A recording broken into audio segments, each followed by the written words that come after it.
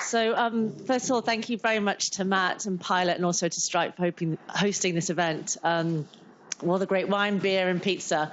I think there's still a load of pizza to eat, so I'm sure we'll have some more afterwards. But as Matt said, I'm a co-founder of The Work Crowd, and we connect businesses directly with freelancers in PR, marketing and communications. And it's great to have a fantastic panel, very, very different startups, but marketplaces. So we've got Michael and Tom. Tom is the founder and CEO of an app which actually allows you to connect, pre-order and pay for your food and wine at your favorite restaurants, bars, and so he'll tell us more about that, an app called Ordoo. And Michael from LexStep, which is a hiring platform for solicitors. So what I thought we could do is just actually find out a bit more about their platforms, their journey to date, ask a few questions, and then we'll pretty much open up to the audience. So, Tom, do you want to kick us off and give us a bit of context around, I guess, how long you've been going for, the size of your business, and some key challenges that you've faced in getting to where you are today? Yeah, sure. Yeah, so, as Alice mentioned, Ordoo is an app for busy people to save time collecting food and drink. You can order ahead on our app at cafes, coffee shops, lunch spots, bars, which means you can beat the queue and also earn loyalty rewards as well. The company is about 2 years old. The app's been live about 18 months or so, and it's been a roller coaster for sure. We've pivoted business models. We're still a marketplace, but we're sort of adopting the open table model where we're trying to add more value to our partner restaurants and coffee shops so that they get their customers on board. And we learned that the hard way through expensive marketing to consumers and everything. And that was definitely a challenge. But now we think we've got a good business model, which means that we can scale quite quickly. And it means that we can, go throughout the UK and hopefully globally, but, one step at a time. So tell us a bit more about your business model. What exactly is it and how do you earn revenue? Okay, yeah. Well, I'll give you a slight background. So when we launched, we tried to build a strict marketplace model, which was, have a supply of venues. So the idea being we had 15 venues in a 15-minute walk. We'd then, pump marketing into consumers, get them to start ordering and go around all these venues, and we take, 10 to 15% commission on the order value. But we were finding that the customers weren't really using us for discovery. They were mainly using us for a better ordering experience at their favorite venues. And, our proposition is you order ahead so you save time. And we're finding that the regular customers were using it much more. So we basically try to target them, but the venues are a bit like, we're not going to give you 10% of our profits and, by promoting to their customers. So we've shifted the model to a bit more of a subscription model now, where there is still a small commission. And that means that the venues are using us to get their customers on the platform. And we launched a kind of customer engagement platform. So similar to the open table model, where they had a pretty awesome booking platform, we've tried to launch a similar engagement platform. And then we're charging monthly for that. Yeah. So we learned a bit about the supply side and building the supply side. Can you tell us how you were hustling and developing that side? At the start, it's, you've got to go out there and walk around, knock down coffee shop doors and, make a nuisance of yourself. And it is just hustle, like going in there. It did take a bit of time to build that. We actually started in Bath, and then we moved to Bristol, and now we're in London. So it was very much me in the early days selling. I'm a reasonably good salesman, I like to think. Just like walking in, that was our main strategy. But now we've shifted target market to kind of small to medium chains, and that's sort of, opened up a whole nother can of worms around how do we get in front of those people. And we're finding stuff like networking and commercial partnerships are the way forward, and that's slightly more scalable as well. But the early days, it was, hit the road, get the early, low-hanging fruit of independence on board and build it from there. Thank you. Michael, do you want to tell us a bit about your platform and I guess the challenges that you faced and how the successes you had today? And it'd be good to know also what's keeping you awake at night.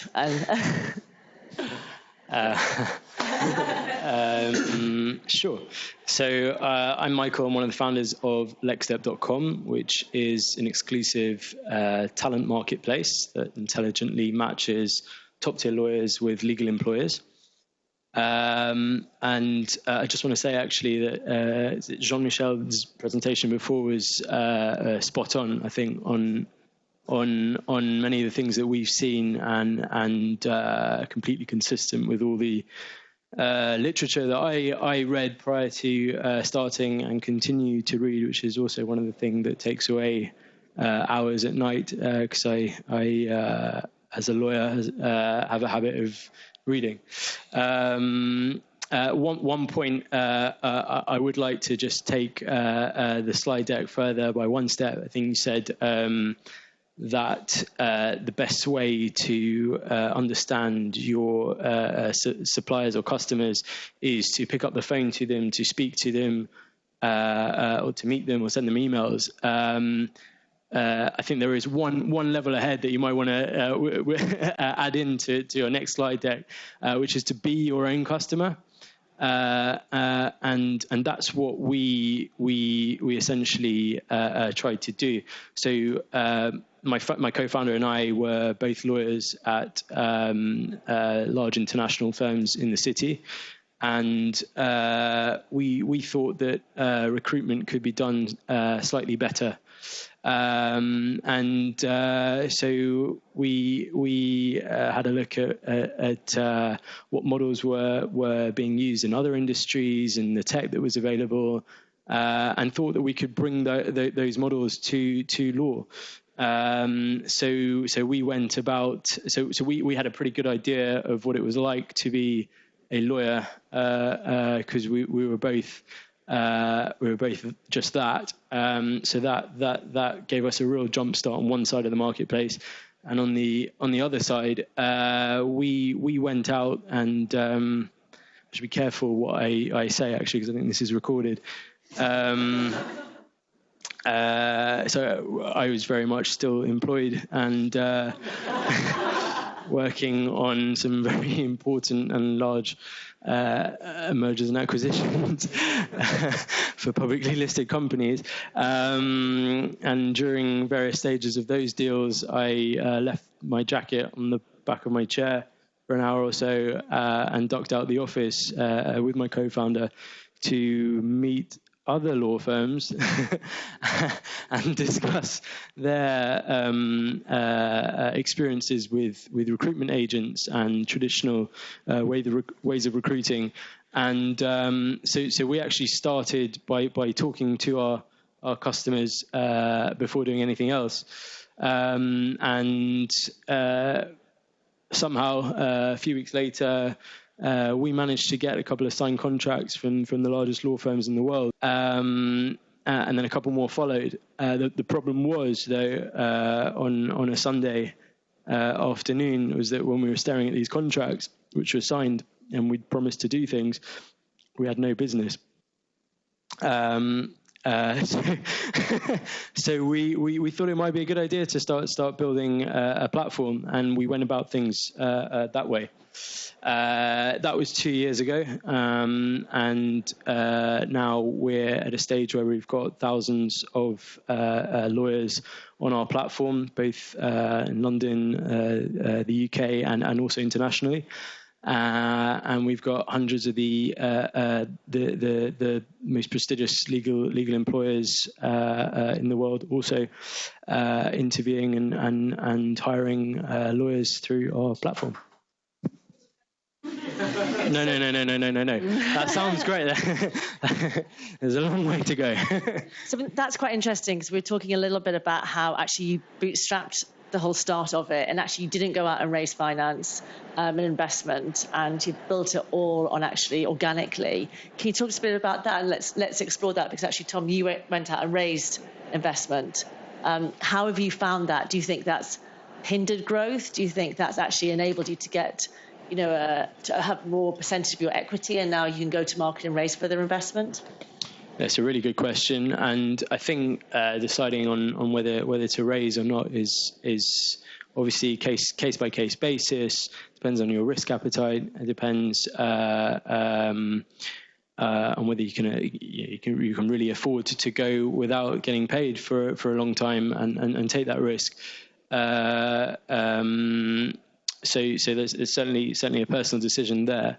And I was fortunate enough to have put away some of my money that I was earning as a lawyer because I had some sort of bug in me, and I know my co-founder did too, that one day, maybe sometime, I might want to use it to start a business. But I can't say what it's like to have done the same thing by raising finance. I'm sure it would have helped in many ways.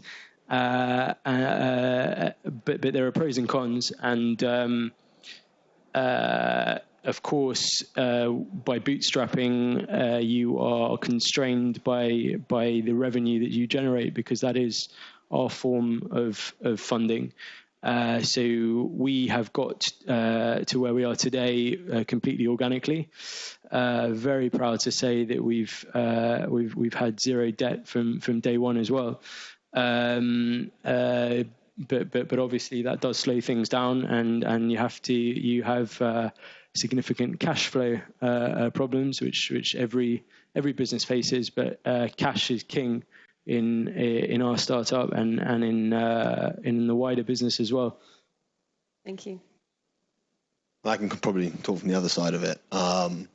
We had to, well, I say had to, but I didn't have much money to start it, and we were building like a technology platform, and I think I had to raise money to kind of actually build that initial product. That being said, if I could avoid it, I definitely would do, because we had to give away a chunk of equity at the time, which now is like, Jesus, but at the time you think, it's what's, a few percent of nothing. So if you can get that MVP, get those early customers, prove the value proposition, before you go to raise, or, even need to raise investment, I think there's a huge amount of value in that. That being said, our initial investor 2 years ago, he's now put more money in. He's our chairman. He's a really successful businessman, and I learn a lot from him as well. And we've got a few more investors since then. And part of why I'm doing this is to kind of learn from these really experienced people who are kind of almost giving back in a way through angel investing and whatnot. And having board meetings and quarterly reviews and all this stuff, is a pain in the arse, but actually you learn a lot from those investors.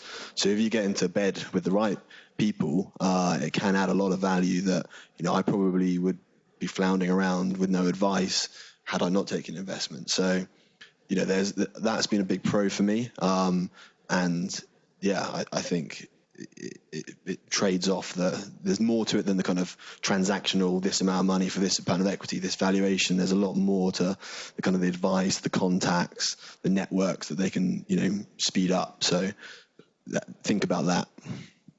I mean, it'd be good to explore, I guess, a bit more about hiring. I mean, obviously having those VCs and angels behind you might help with the hiring, but any early stage startup is always faced with trying to attract the best talent for the lowest price, and also huge risk to get the team on board. What hiring strategies have you gone around to try and attract good talent, and what sort of models have you implemented? Tom, Michael? Quickly on it. I mean, we're sort of only 5 people full time at the moment. We work with a couple of contractors, and I was, talking to Alice about, PR and contractors, and I found that really useful. Testing people out on a contractual basis is definitely a good move before you hire them. I've made big mistakes hiring people too early. I hired my friend, and we had to fire her, which was a nightmare. And it was almost like breaking up with someone, like those tears and everything.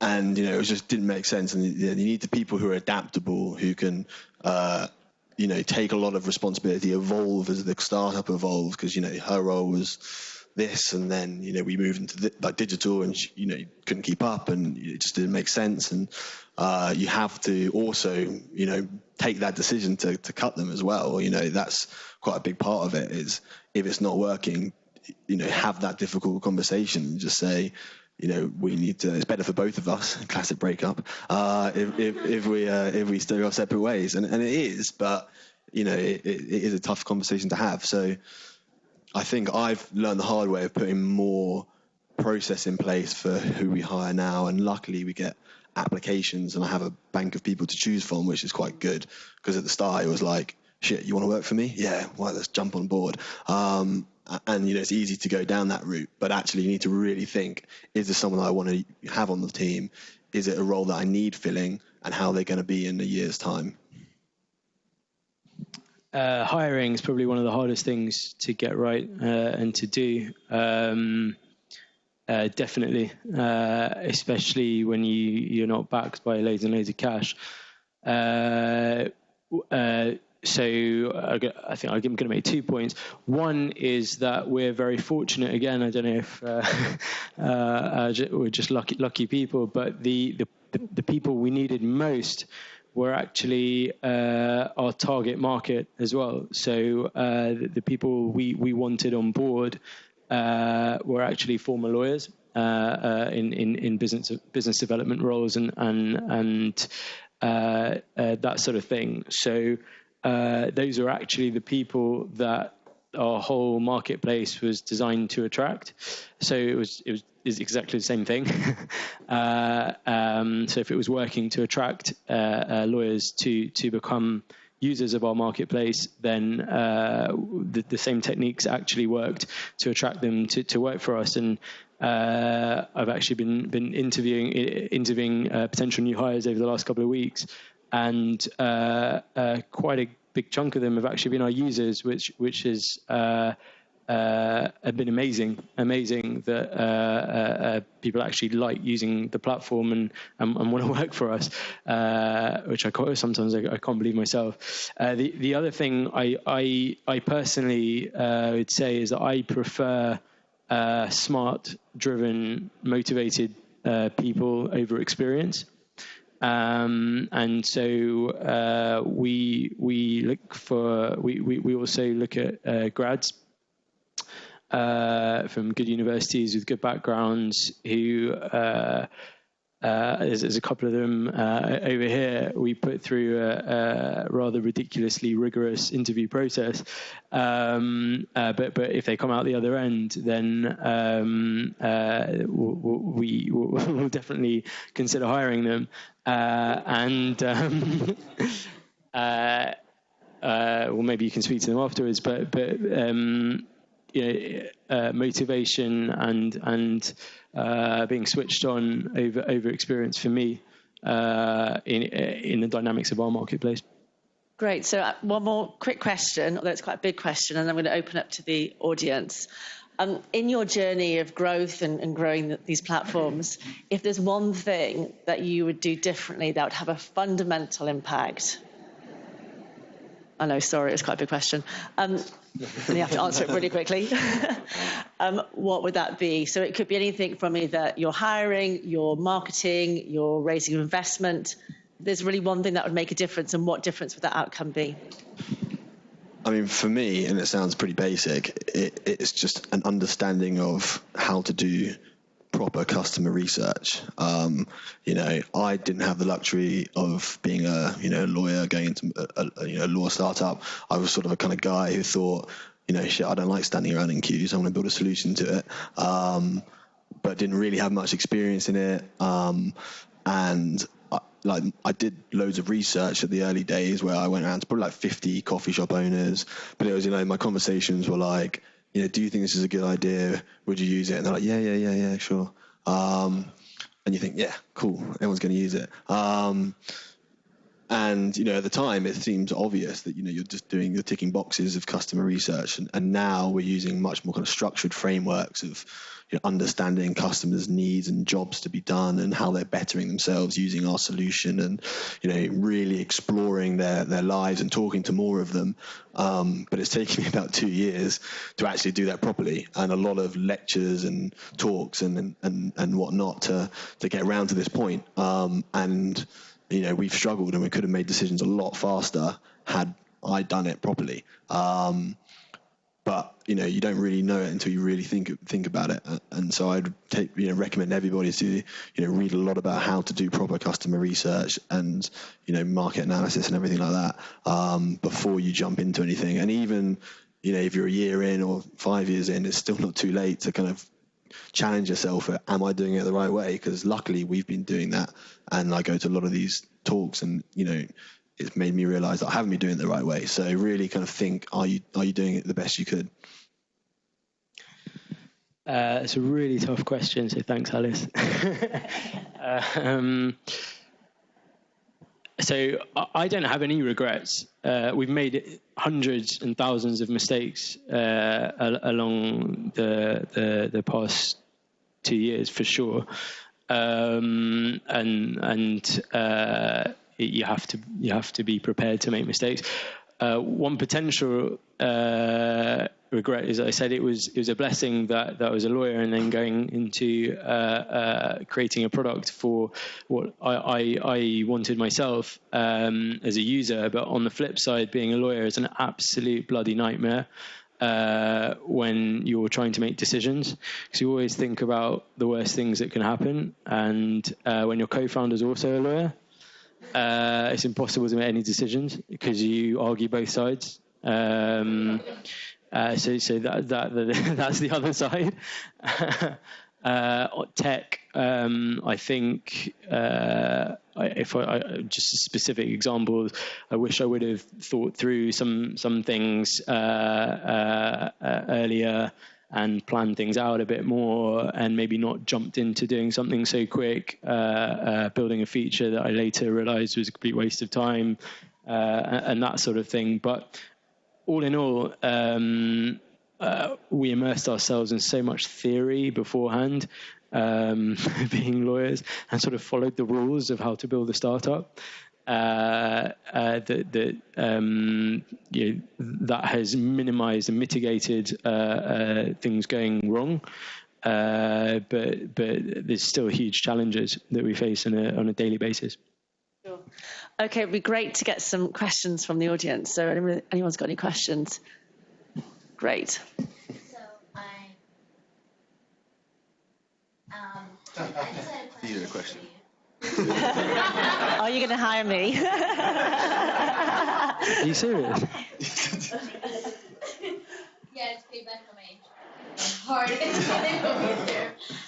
If you were to go back, would you suggest that funding it yourself was a good solution? Would you go to private so that you could have more capital to invest in other avenues? Because you said well done was theory and then came to a point where okay, just jump and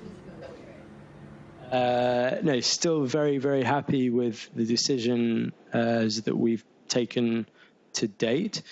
I think for us in our market and considering the market dynamics, and if you think about the slide that Jean-Michel had up about half an hour ago about conquering a very, very small niche first, I'm not too sure that funding would necessarily have sped up some of the challenges that we faced in terms of convincing our first customers to join the marketplace, in terms of all the growth hacking that needed to be done in the first few months and still today.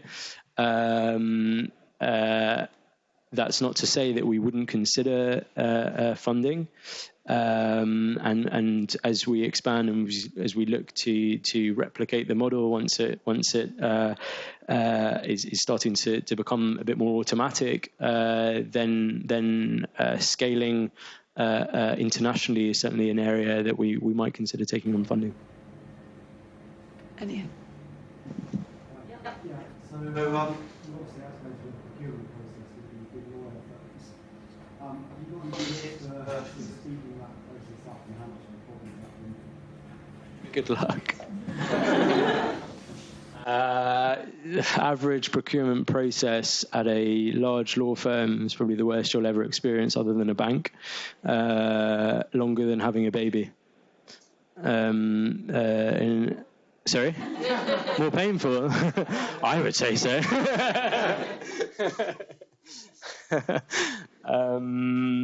Tips? Yes. Try not to go through the procurement processes. Think outside the box. think about, so we've talked, there's a big theme about hustle and getting people on and sort of breaking the rules and thinking outside of the box. You saw the example of posters going up in places they shouldn't do, which is unfortunately something that we can't contemplate around Moorgate, where all our clients are, because we get a really bad rep, and we have no excuse because we're lawyers, so we kind of know that's not allowed. Everything is it's specific to your business.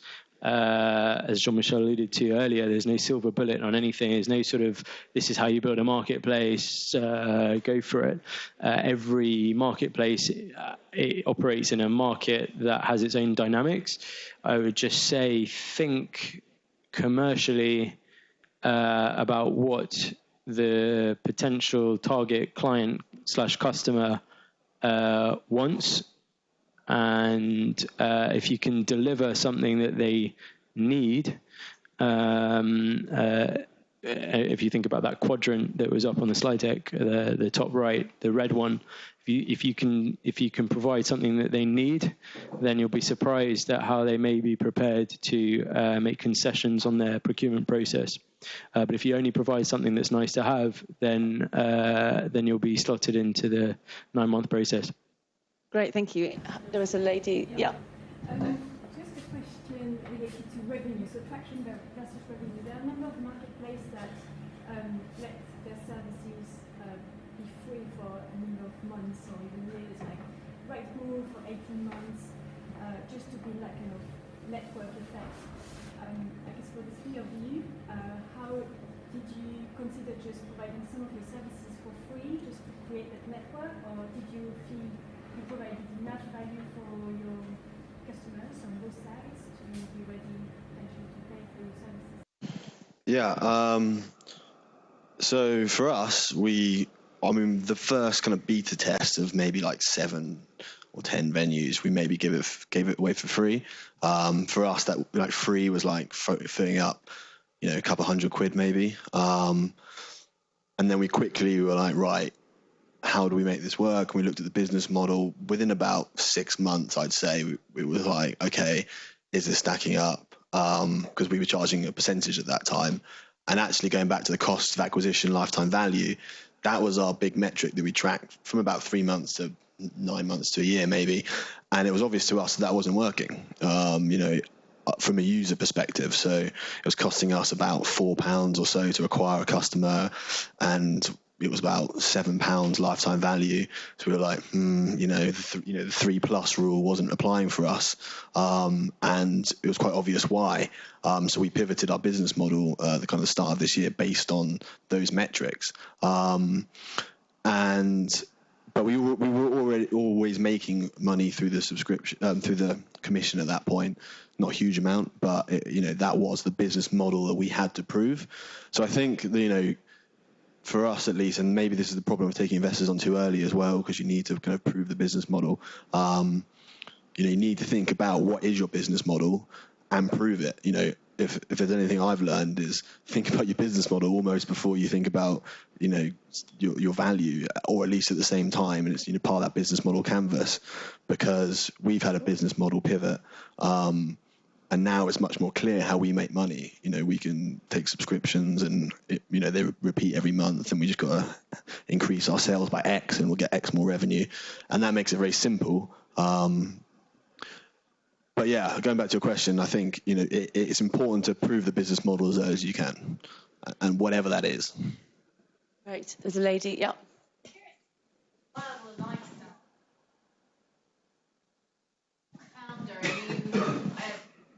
Sheds enjoy how does it work on that scale?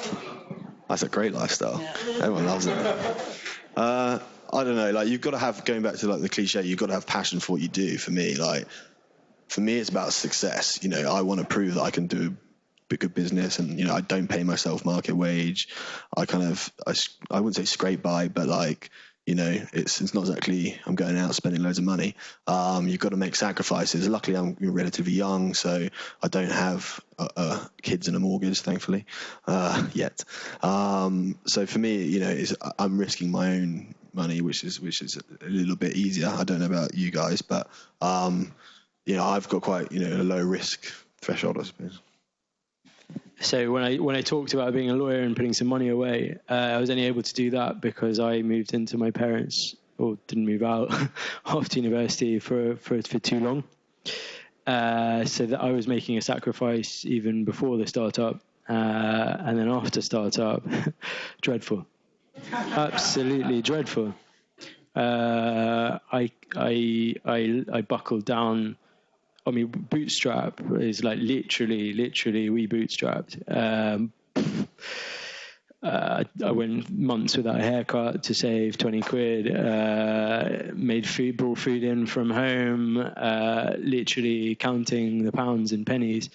We didn't pay ourselves a single pound for a very, very long time. And we were investing our own money into the business. So not very comfortable at all. No. I was going to say, one thing I would add on that, though, is like, you know, I think you need to be happy in what you're doing. Like, I see a lot of entrepreneurs burn out quickly because, you know, maybe that it depends on people's, you know, tolerance to it. But some people, you know, push themselves too hard and burn out, and you take, you know, this is a sprint, other way around, a marathon, not a sprint. That's the one. And I think you got to be happy what you're doing. Sorry. I just wondered that you make, you know, but have you put together a board of advisors?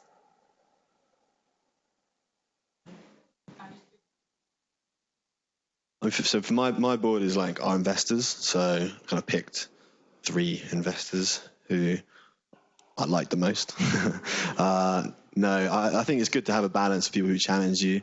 So it came about it from that for me. You know, it was sort of like find people with mentors. My kind of flow of that was find some good mentors, like, you know, kiss loads of frogs on the mentor front. Find people that you know you can trust. You have lots of conversations with them, and they actually turned out to be investors in the end for me. And you know, that was quite a nice stepping stone. They're more invested in the business.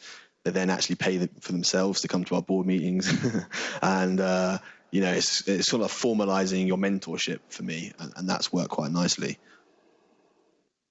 We don't have a formal board of advisors, and as I alluded to before, I think we have too many opinions in our board meetings.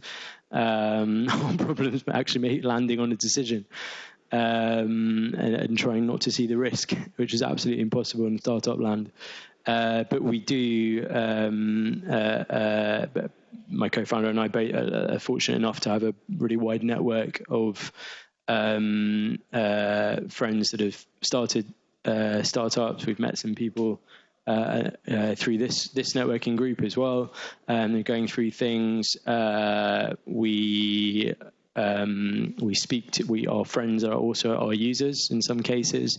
The firms that we've worked for and worked with and worked on the opposite side of transactions from our clients in some cases. So our sort of social networks. We get a lot of feedback from that. It's very important to go and ask people questions and test yourself all the time and not get stuck in a dark room for a couple of years trying to work on problems on your own. Yep. And just to add to that, I think it's worth, you know, looking at your skill set and what's the skill set of your team, and then working out what's actually missing, and then actually going out and hunting that down. And there's so many people out there that actually want to help and want to get involved in a startup. So I think you'll be quite surprised about how many people would love to help advising you for free. This gentleman, one last question. I think we've only got 3 minutes, so. Yeah, just a quick counterpoint on the points that were raised. There was the point about a lifestyle, which you guys have. A lot of the time when working with startup founders, I find that the key thing is to try and make sure that you jump at the right moment. Like, if you jump too early, every time you have a stupid business idea, you almost never earn any money, right?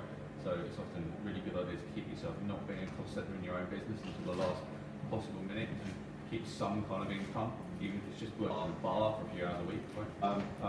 The counterpoint quickly just on the point about advice. I think loads and loads of people will give you a bit of free advice, but to get coherent, competent support over a long period of time is much more challenging, and generally people have to have some kind of skin in the game to do that. They've either got to be invested money and looking after the money, or they've got to have some separate commercial either consultancy or sweat to support that. Absolutely, yeah, definitely helps. If I've got time for a really quick question, which I think a lot of platforms struggle with, is about keeping people on the platform. So I'd love to know about what challenges you face, whether once you've made those introductions, whether people try and go off platform, or whether you manage to maximise your revenue through the platforms. Michael? So I'd go with what Jean-Michel said earlier. If you've got a great value proposition, you make it easier for the person or the two parties to transact than going without you. Then that's obviously one way of doing it. Our model is such that people keep logging back in to see opportunities. They get alerts about new opportunities that might match their profile.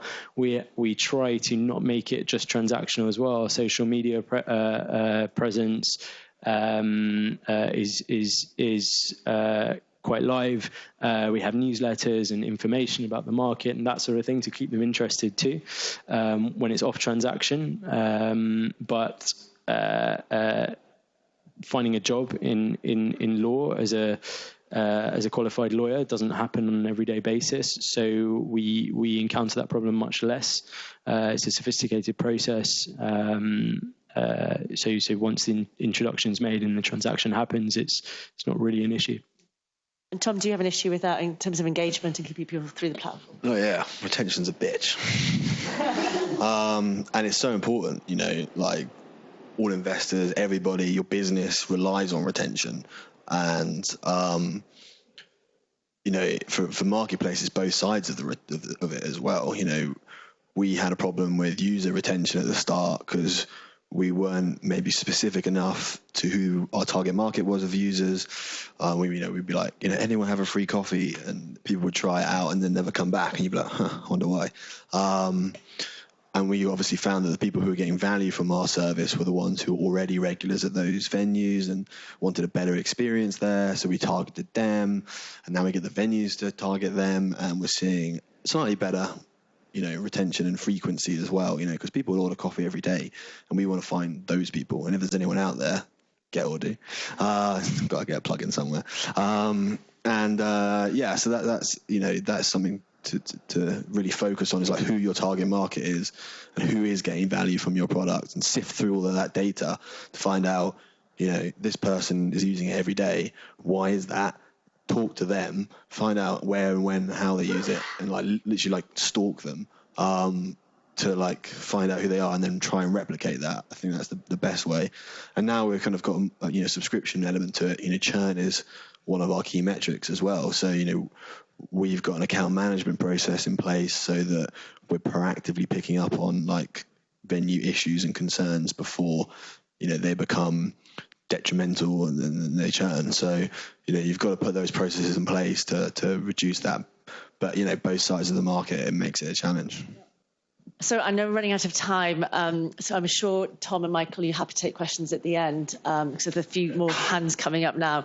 So do feel free to come and ask Tom and Michael, but if you'd like to join me to thank them for their very insightful and honest insights into growing their business. Thanks for having me.